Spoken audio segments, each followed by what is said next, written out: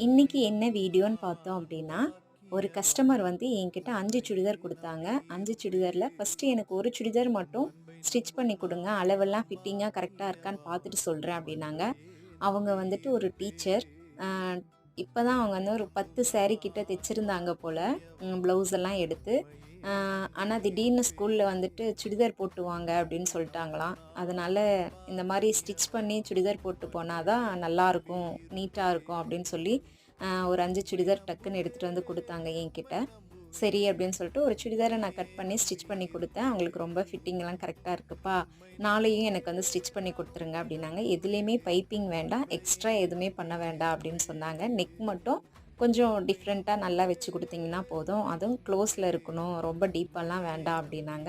சரி அப்படின்னு சொல்லிட்டு ஸ்டிச் பண்ணி குடுத்துட்டேன். கஸ்டமர் ரொம்ப ரொம்ப ஹாப்பி. இது மாரி உங்களுக்கும் வேணும் அப்படின்னா என்ன கான்டாக்ட் பண்ணுங்க.